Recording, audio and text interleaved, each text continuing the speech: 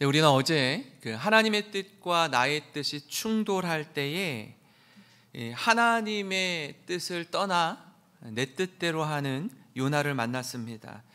그저 우리가 이 말씀을 묵상하면서 또 말씀을 함께 나누면서 요나를 비난할 수 없는 것이 요나의 모습을 통해서 우리 자신을 보게 되기 때문입니다. 우리도 종종요, 이 요나처럼 내 뜻이 하나님의 뜻보다 우선할 때가 있습니다. 내 생각이 하나님의 생각보다 옳다고 믿을 때가 있어요. 근데 이 내가 선택한 그 일이, 내가 걷는 그 길이 평탄하게 느껴지는 거예요.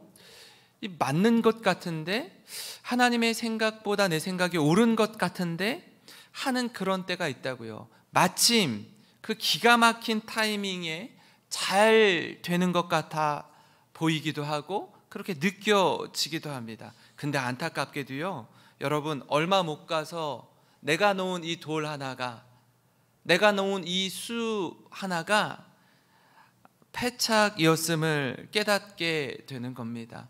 악수를 둔다라고 하죠. 이게 많다고 돌을 두었는데 자충수가 되는 것입니다.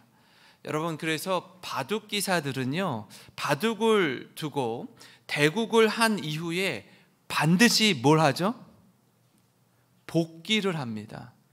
복기가 뭐냐면, 여러분, 처음 두었던 수부터 마지막 수까지요, 이 바둑 기사들은요 처음부터 끝까지 그 수를 다 외우고 있어요. 그래서 서로 승패를 떠나서 사람이 처음 수부터 끝 수까지 다시 다 두어요. 왜 두죠? 어디에서 어떻게 뭘 잘못 두었는지, 여기에서 실수를 했구나, 여기에서 잘못 두어서 내가 졌구나, 여기에서 잘 두어서 내가 이겼구나를 복기하는 거예요. 인생도 마찬가지입니다. 너무나 중요한 순간에 뭘 잘못했는지, 무엇 때문에 실수하고 실패했는지 점검하는 겁니다. 어른들만 그러지 않아요. 아이들도요, 기말고사, 중간고사를 보고 난 이후에 채점을 하죠. 채점을 하고 오답 노트를 작성합니다. 내가 뭘 모르고 있지? 아니, 이걸 잘 알고 있었는데 어디에서 어떻게 실수를 했지? 계산을 잘못했지? 복기하는 거예요. 오답 노트를 작성하면서 자신을 돌아보는 것입니다. 이거요, 쉽지 않아요. 피하고 싶어요. 쳐다보기 싫어요. 왜요? 나의 아픈 과거이기 때문에 그렇죠. 마음이 아프지만, 부끄럽지만 돌아보고 직면하는 것입니다. 마찬가지로요, 우리 역시 이 요나서 말씀을 통해 우리 자신을 좀 돌아보기 원합니다.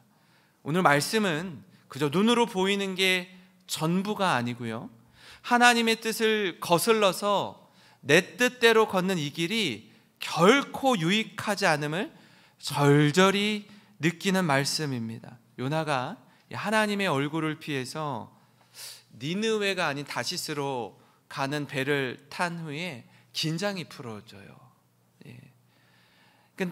바짝 긴장하고서 하나님 없는 곳을 찾아 떠나는데, 그 순간까지, 배를 타기까지 얼마나 긴장했는지 배를 타고 나서야 깊은 잠에 빠집니다. 어느 정도로 깊은 잠에 빠지죠? 바다 위에 큰 바람이 불어서 폭풍이 몰아치는데도 불구하고 조금의 요동함이 없이 깊은 잠에 빠집니다. 여러분, 이 모습을 가만 보면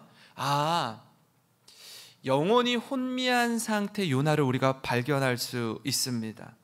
오늘 이 시간, 여러분, 짧지만 아주 강력하고 우리를 흔들어 깨우는 하나님의 말씀을 통해 이 새벽 하나님이 우리에게 주시는 말씀, 하나님이 우리의 잠자는 영혼을 흔들어 깨우는 이 말씀 앞에서는 우리 모든 성도님 되시기를 주님의 이름으로 축원합니다. 여러분, 이처럼 우리 영혼이 혼미할 때, 우리 영혼이 깊은 잠에 빠져 있을 때 하나님은요, 우리를 큰 풍랑을 만나게 하십니다. 요나는요, 나름 많이 긴장했던 모양입니다. 자기 생각, 자기 뜻대로 일이 술술 풀리자 안도하면서 잠을 청합니다. 긴장이 풀렸는지 깊은 잠에 빠져들어요.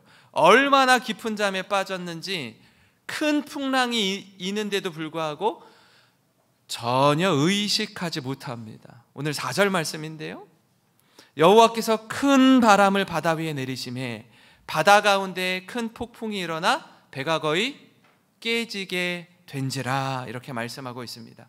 바다에 큰 폭풍이입니다. 배가 거의 깨질 지경입니다. 여러분, 위험천만한 상황에 놓이는 거예요. 배를 타보셨습니까, 여러분? 배. 큰 배도 있고요, 아주 작은 배도 있습니다. 저도 한번 타봤는데요, 작은 배는요 파도에 약합니다. 그리고 배가 아주 좋은 모터가 달려가지고 힘차게 물살을 가르고 달릴 때는요 배멀미하지 않아요. 신나게 달릴 때는요 배멀미하지 않습니다. 근데 배가 고기를 잡으려고 모터를 끄고 딱 멈추잖아요. 멈추고 자 이제 낚시하세요 라고, 제가 부모님과 함께 배낚시를 한번 가서 낚시하라고 이렇게 딱 그물을, 저런 배를 타고서 딱 그물을 던졌는데, 그물을 던진 게 아니라 이제 낚싯대를 딱 댔는데 배가 이 파도에 꿀렁꿀렁꿀렁 하는데 배멀미가 시작됐는데요, 이 감당이 안 되더라고요. 그래서 이게 너무나 힘드니까 고기도 잡히지도 않아요. 아무리 미끼를 던져서 내려도 고기는 안 잡히죠. 배멀미는 심하고 거의 이 고기 잡는 게 아니라 사람 잡겠더라고요, 이거. 그래가지고 제가 그냥 이렇게 대자로 뻗었어요. 저 좀 살려달라고. 제발 육지로 다시 갔으면 좋겠다고. 모든 낚시고 뭐고 다 필요 없고 저 좀 살려달라고. 그렇게 완전히 뻗어 있던 적이 있습니다. 너무너무나 힘든 거예요. 이런 배를 타면요 쉽지 않습니다. 근데 선장은 배멀미를 전혀 하지 않더라고요. 저만 하고 있더라고요. 저만. 몇몇 처음 배를 탄 사람이 너무너무 힘들어하는 거예요. 그리고 큰 배도 최근에 한번 타봤는데요, 이런 배를 타면요 웬만해서는 흔들리지 않습니다. 어지간한 파도는요 그렇게 크게 느껴지지 않아요. 저런 배에는요 객실이 있어요. 침대도 있습니다. 잠을 청할 수가 있어요. 잠도 잘 수 있습니다. 근데요 저런 배도요 어마어마하게 큰 파도, 거대한 폭풍 앞에서는요 아무리 큰 배도 여지가 없습니다. 요동치고 난리가 납니다. 즉 요나가 탄 배의 상황이 그렇습니다. 심상치가 않은 거예요. 뭐라고 성경이 표현하고 있죠? 배가 거의 깨지게 되었다라고 이야기하고 있어요. 엄청나게 큰 폭풍이 몰아치는 겁니다. 생사가 달린 상황이에요. 하나님이요 잠자고 있는 영혼을 흔들어 깨우실 때에도 이와 같습니다. 하나님이 혼미한 상태에 있는 우리를 흔들어 깨우실 때도요 이처럼 엄청난 폭풍 한 가운데로 몰아 넣으실 때가 있어요. 사랑하는 성도 여러분, 우리 영혼이 혼미할 때 때때로 하나님은요 우리 인생 가운데 큰 풍랑을 만나게 하십니다. 잠자는 영혼을 흔들어 깨우기 위해 폭풍 속에 들어가게 허락하셔요. 정신 차리라고, 깨어 기도하라고 사인을 주실 때가 있습니다. 바로 그때 우리의 잠자던 영혼이 정신 차리고 깨어 일어나 주님을 바라보는 우리 모든 성도님 되시길 주님의 이름으로 축원합니다. 그런가 하면요 여러분, 우리 영혼이 혼미할 때 다른 한 가지는 뭐냐면 우선순위를 분명하게 하신다라는 거예요. 배가 거의 깨지게 되자 사공들이 잔뜩 긴장합니다. 저들은 배에서요 사실 잔뼈가 굵은 사람들이에요. 사태의 심각성을 누구보다 잘 알고 있습니다. 근데 이 상황이 너무 심각하다 보니까 자칫하면 다 죽게 생겼어요. 5절인데요. 사공들이 두려워하여 각각 자기의 신을 부르고 또 배를 가볍게 하려고 그 가운데 물건들을 바다에 던지니라. 그러나 요나는 배 밑층에 내려가서 누워 깊이 잠이 든지라. 저들이 가장 먼저 한 일은 뭐냐면 자신들이 믿는 신의 이름을 부르는 거였어요. 살려달라고, 도와달라고, 죽을 것 같다고, 구원해달라고 부르짖습니다. 그 다음에 취한 행동은요, 배를 가볍게 하기 위해 물건을 바다에 던집니다. 왜 그럴까요? 배가 무거우면요, 물에 더 깊이 잠기게 되고 풍랑에 휘말리기 쉽고 침몰할 위험이 크기 때문에 이제는 정말 필요한 것 외에, 꼭 있어야 하는 것 외에는요, 거추장스러운 모든 것들은, 우리 몸에 달고 있는 장신구들은 다 바다에 던지는 거예요. 왜요? 내 생명보다 귀하지 않기 때문에. 내가 살려면 이전에는 중요하다고 소중하다고 여겼던 것일지라도 하나 둘 다 내려놓아야 합니다. 불필요한 것들은 바다에 던져야 하는 거예요. 여러분, 저들의 애씀과 수고가 보이십니까? 42.19km 이 마라톤 풀코스를 뛸 때에도 마찬가지입니다. 최대한 몸을 가볍게 합니다. 저들이 입고 있는 이 옷, 저들이 신고 있는 신발, 여러분, 최상의 컨디션을 유지하기 위해서 가장 가벼운 신발들, 또 충격을 잘 흡수하는 운동화를 신습니다. 거추장스러운 장신구는 다 떼어납니다. 아마 처음 이 마라톤에 임하는 분들이 잘 모르는 경우가 있는데요, 처음 뛸 때는 모르는데 시간이 지나면 지날수록 몸에 걸치고 있는 것들이 굉장히 무겁게 느껴져요. 별것 아니라고 생각했던 것들이 힘들게 느껴지는 것입니다. 그래서 주머니 혹시 핸드폰을 넣고 뛰는, 이 핸드폰 별거 아니잖아요. 근데 42.19 뛰려면 핸드폰을 가지고 뛸 수 있어요?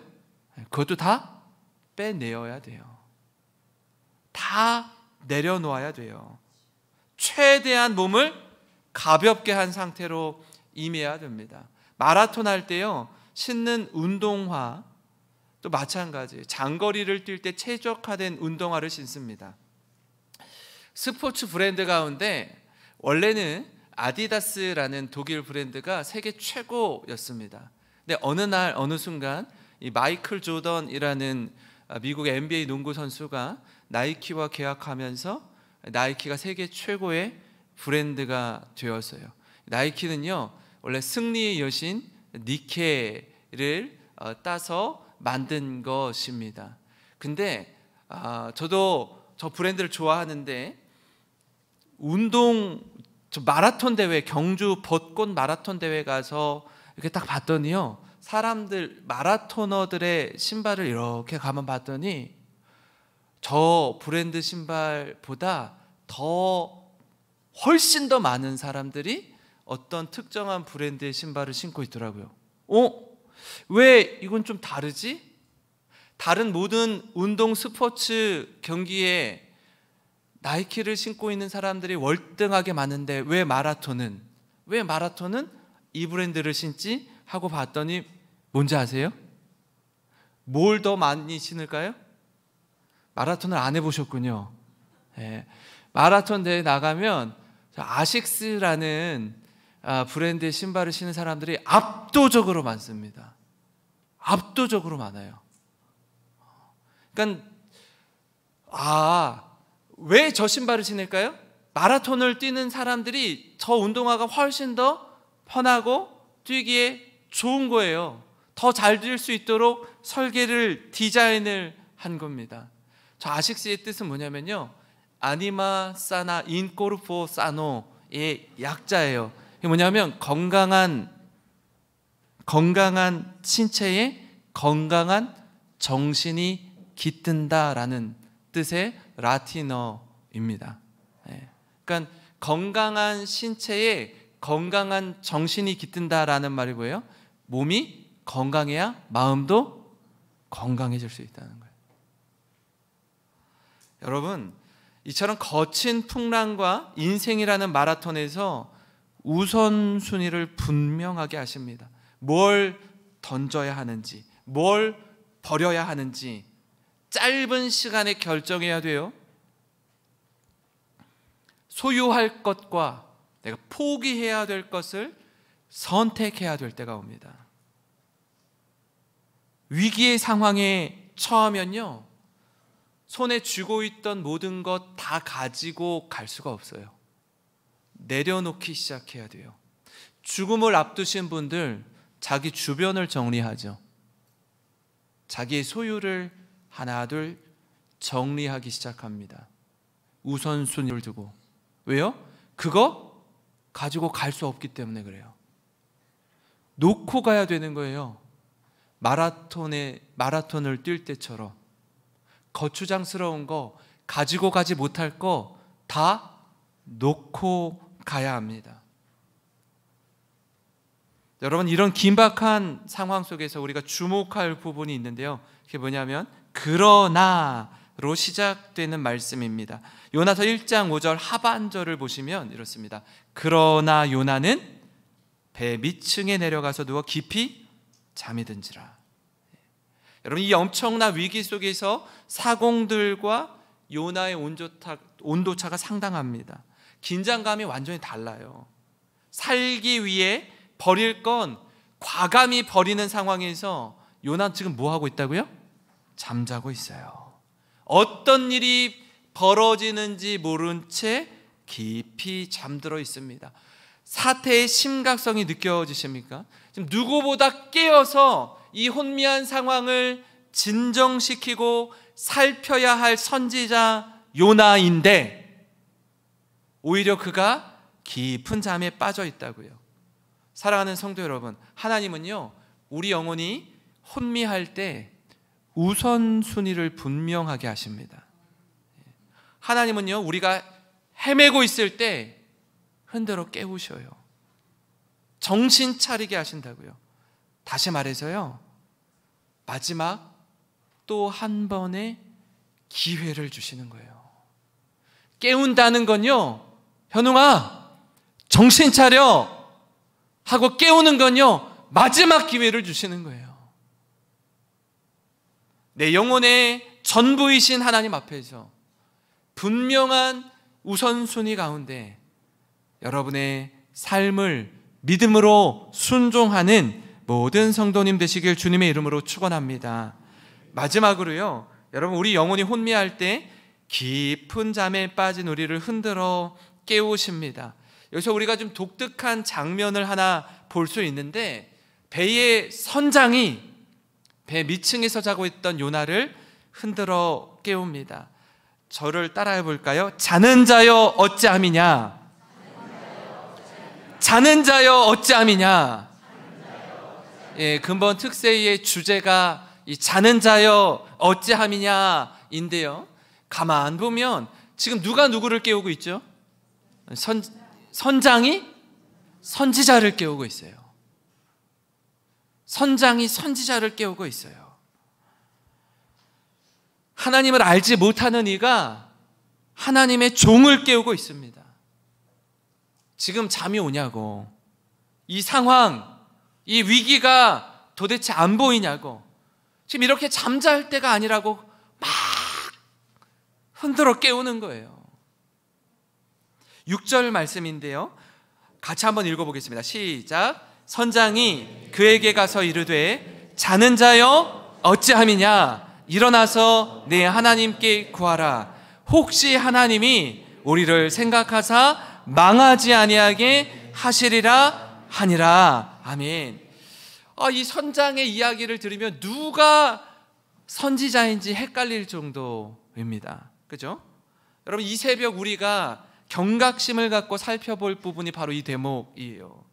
우리도 요나처럼 세상에서 혼미하게 살 때에 우리와 함께하는 이들이 우리를 흔들어 깨울 때가 있어요. 어떻게 해요?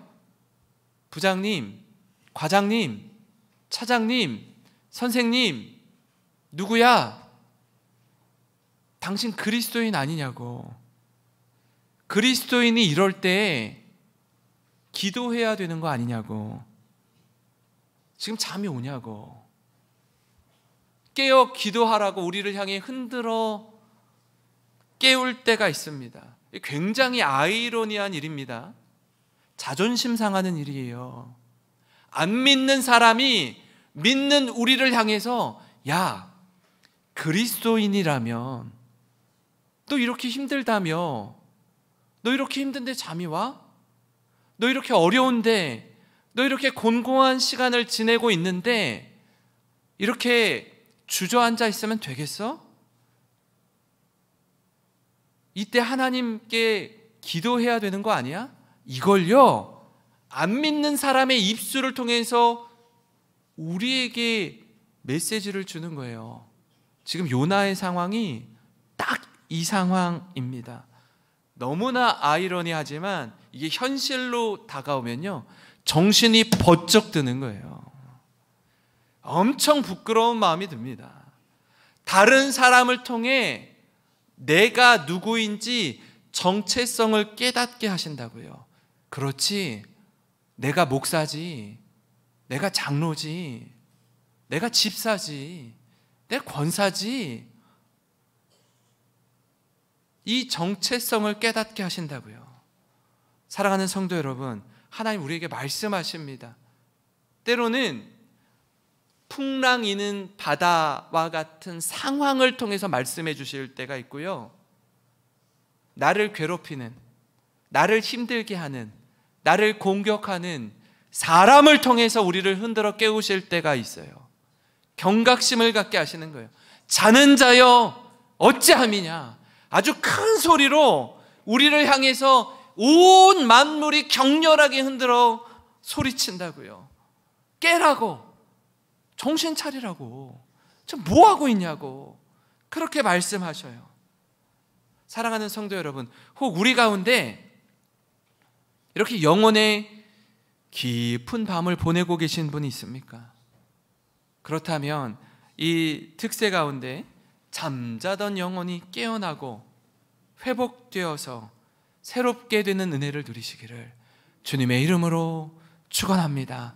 그래서 여러분, 이 학기를 시작하면서 하나님, 참 무기력해져 있고 참 어떤 소망도 없고 잠에서 깨어나는데 오늘 하루를 살아내야 되는데 전혀 기대감이 없는 거예요.